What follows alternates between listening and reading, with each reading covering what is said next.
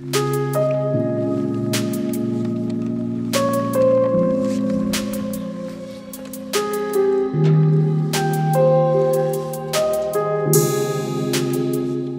борунда төрөлүп өскөн Роза Бегалиеванын тагдыры арабага байлангандыгына 20 жылдын жүзү болду. Эгерде мындай оор тагдырга туш болбогондо, азыр бизнестин көзүн тапкан белгилүү ишкер айымдардын катарын толуктамак беле ким билет. Доктурдан доктурга каттап, акыры мурунку жашоосун кайтара албасына көз жеткенде, ушунусуна да каниет кылып, жашоо үчүн күрөшүн улантууга бел байлаган.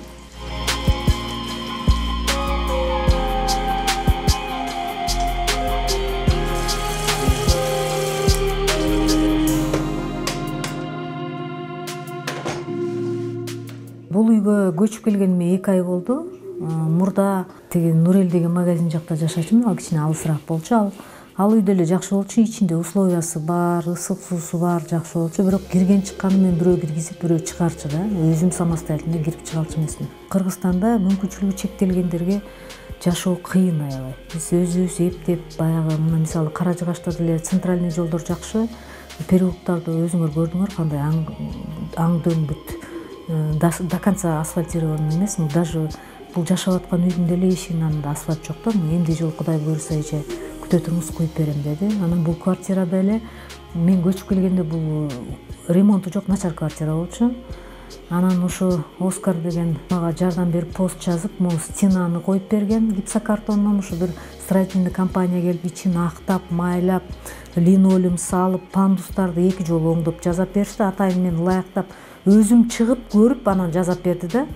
Азыр деле салынып аткан зданияларда инвалидтерди чакырбайт да. Бизди чакырса, биз барып минип көрсөк, анан айтабыз кандай болуш керек, угол наклон кандай болуш керек, ошонун баарын айтмакпыз да. Ушинтип баарын жазап берип, бүт оңдоп берип, ысык суусун дагы өзүм сатып алып койдуруп, кранникти ошонун баарын жасаткам да, ылайыктап.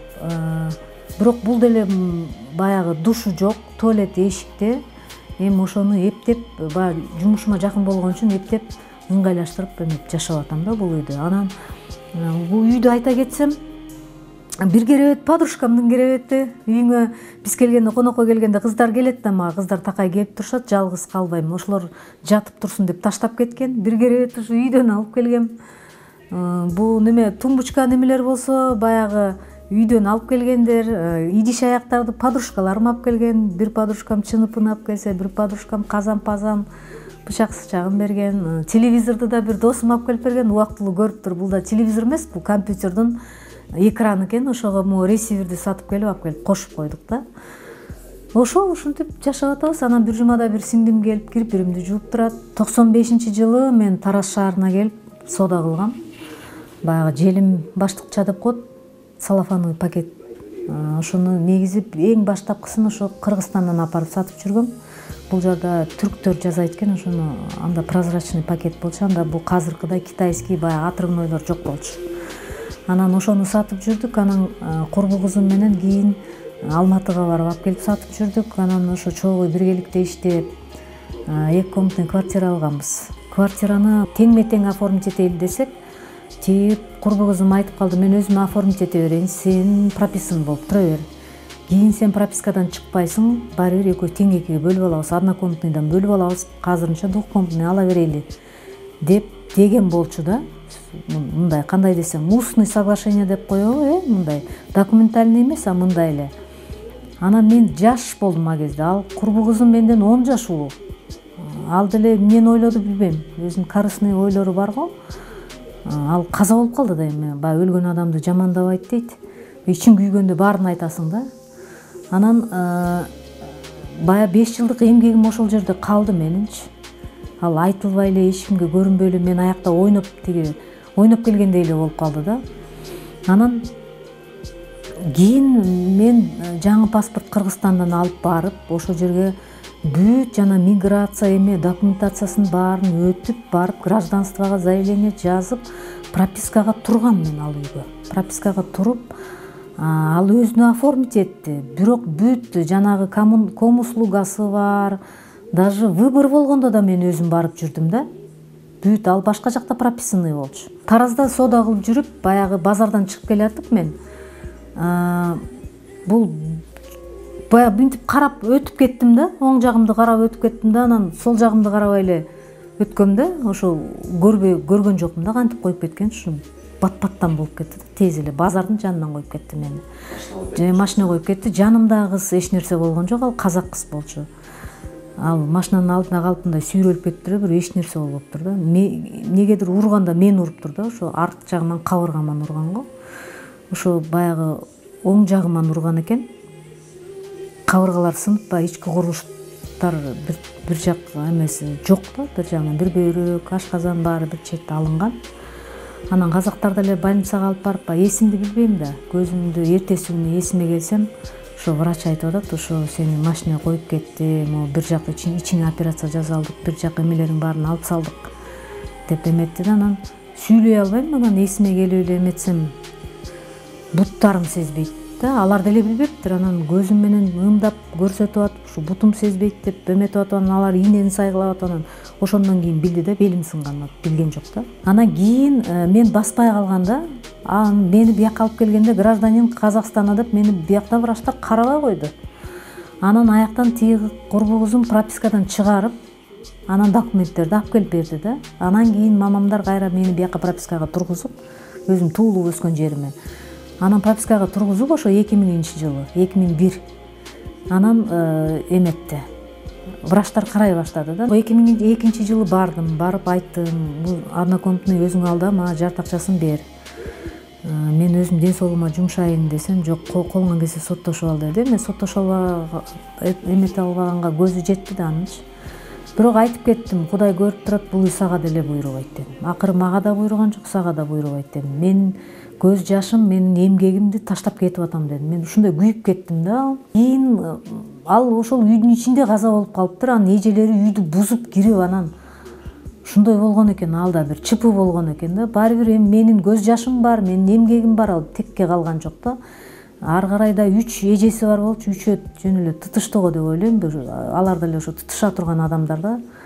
Тытышып талаштыго деп ойлойм, билбейм эмне болгонун.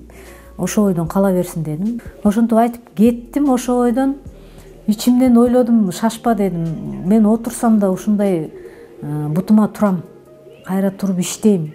Ошо мен эмне айткым келет? Башыман көп нерселер өттү. Баягы достор полный алмашты. Кайра баспай калгандан кийин бул коляскадагы жашоом жаман эмес. Кудайга шүгүр, жанымда кыздар бар, атам каза болуп кетти, апам бар, сиңдим бар. Ошо аз болсо дагы жанымдагы адамдар мага ошо көмөк көрсөтүп, ошо эртеңки күнгүгө үмүтүмдү үзбөй жашап келатам. Кудай буйруса, башка адамдарга да үлгү болсомбу деп ойлойм өзүм. Мына мисалы жөн эле депрессиямын деп бутугу 6 сан аман адамдар деле жатып калып атышпайбы? Мен депрессия болдум депчи. Албетте депрессия деген, оору деген Кудай сактасын, эми ушу коляскада отурсам да оорубасам экен деп тилейм. Кечке отура албайм, белим ооруйт.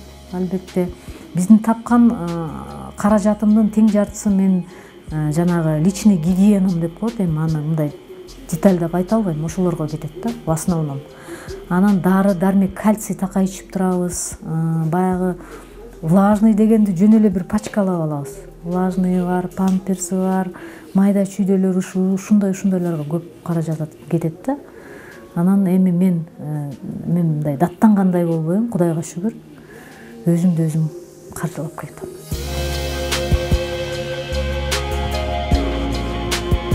Роза айымдын кичинесинен берилген эмгекчилдик сапаты аны ушундай абалында да жөн отургузбады. 6 сан амандардан кем калышпай, качан болсо иш үстүндө. Алгач токуу менен алектенсе, чакан сулуулук салонун ачып иштетип жатканына 1 жыл толду.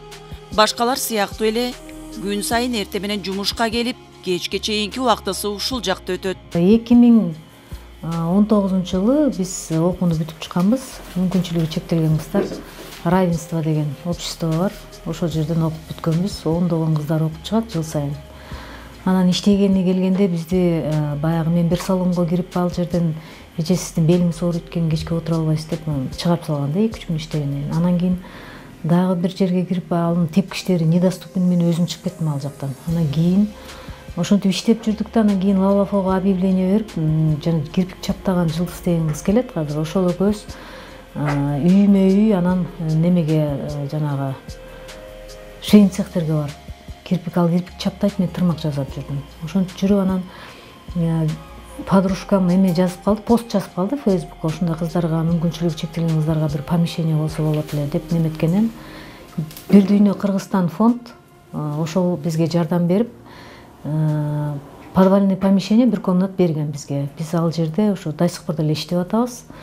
Азыр Жылдыз ошол жакта, мен кээде клиент болгондо ошол жака барып иштеп турам.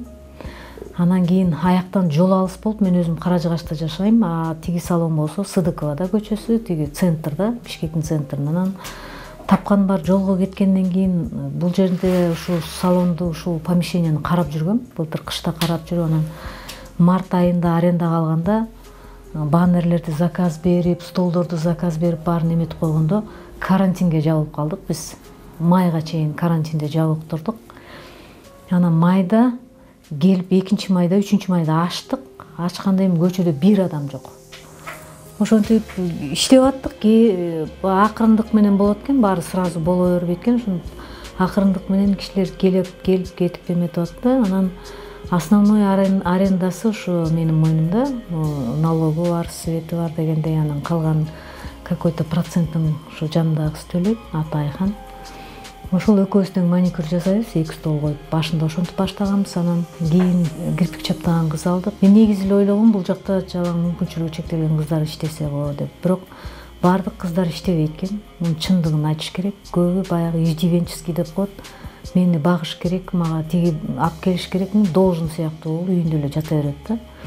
Болбосо канча кыздар окуп чыгып атат, иштесе болот да, ушундай мага окшоп деле бир карап отура бербей, бирөөнү өзү аракет кылып анан алып иштесе болот да. Ошо менен азыр 3 кыз иштеп атабыз. 2 маникюр, бир кыз кирпик чаптайт, наращивание ресниц. Биз атайын Ажар Beauty деп страница ачып койгонбуз Инстаграмдан. Фейсбукта да бар ал страница. Бирок ошо раскруткабыз кичине жакшы болбой атат. Подписчиктерди көбөйтүшүбүз керек экен. Ал подписчиктер көбөйүш үчүн жанагындай платный немелери бар экен. Биз аны эмете албайбыз да, ошо менен бир 400 эле адам подписанный. Анан өзүмдүн да отдельный страницам бар. Колуман келген рекламаны кылып атам да, Фейсбуктан да, тияктан да, бияктан да. Бирок биздин кардарлардын көбүнчөсү ушу Каражыгачтын тургундары, ошол жерде иштегендер, жашагандар, кечки маал жумуштан кетип баратып келип жазатышат. Мен 5 клиент ошо 5 клиенттен чарчап калат экенмин. Менин косметикамды мен оригинал алганга аракет кылам. Ред центрдан, подвалдан ошо 3 бөлүмгө бөлүнөт экен косметиканы. Ошонун средний ценасынан алам да. Эми, конечно, высокий цена менен алып, жанагы мыкты немелерден алып боёгум келет, бирок ага мен каражатым жетпейт. Себеби бул жакта баалар ылдый. Бул жак жыл массив болгондон кийин мындай средний населенный пункт деп коет, мындай өтө бай эмес, мындай 300-400 ушундайга жасайм да макияжга. Ошого жараша магазинден алам косметиканы. Салондун ичинде баарын өзүм алып келгем да, баарын бирден алдым да. Мисалы, кушетканы арендага алып, 1 ай эметип акчасын чыгарып бердим. Тиги креслоны, бул столдорду мисалы бирөө менен сүйлөшүп, ал только материалга эле акчасын алам деп ошентип алганбыз да столдорду. Мунун ичиндеги неме деп коет, декор деп коебу, декорду дагы өзүбүздүн кыздар мондай гүлдөрдү жасап сатат.